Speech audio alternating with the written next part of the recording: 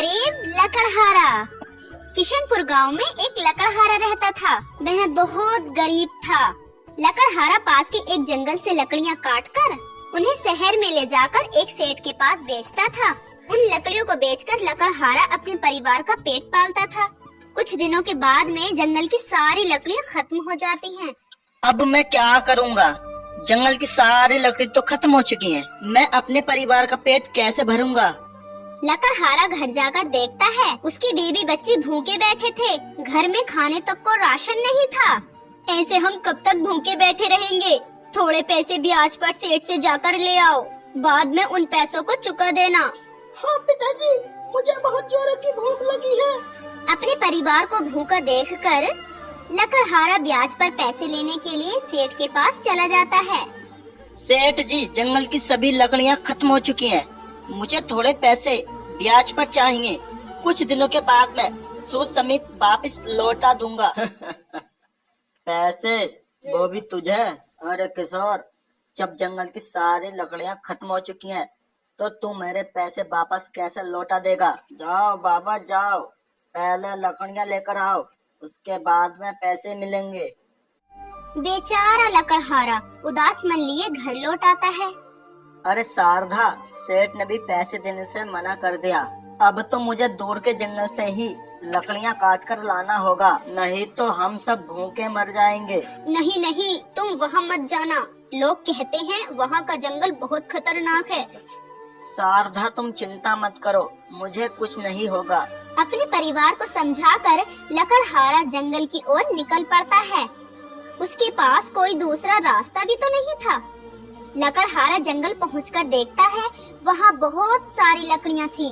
लकड़हारा डरते डरते ढेर सारी लकड़ियाँ काटकर ले आता है और उन लकड़ियों को शहर में बेचकर अपने परिवार के लिए राशन ले आता है। अगले दिन लकड़हारा फिर उसी जंगल में लकड़ियाँ काटने जाता है। तभी वहाँ पर एक खतरनाक चुड़ैल आ जाती है। लकड़हारा डर के मारे कांपने लगता है। ये मेरा जंगल है, तुम यहाँ से लकड़ियाँ मत काटो, नहीं तो मैं तुम्हें मार डालूंगी।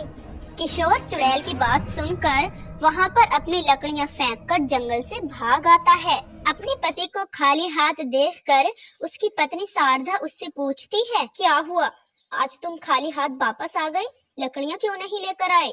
अरे शारदा, तुम्हें क्या बताऊं, जैसे ही मैं लकड़ियाँ काट रहा था तभी एक खतरनाक चुड़ैल मेरे सामने आ गई। अगर मैं वहाँ पर लकड़ियाँ काटता तो वो चुड़ैल मुझे मार देती। शारदा, अब क्या होगा?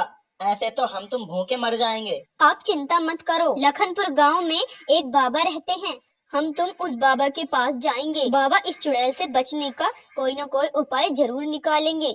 लकड़हारा और उसकी पत्नी शारदा साधु बाबा के पास चले जाते हैं और अपनी सारी बात साधु बाबा को बता देते हैं। अच्छा बेटा, तुम एक चुड़ैल से परेशान हो, तुम बिल्कुल भी चिंता मत करो।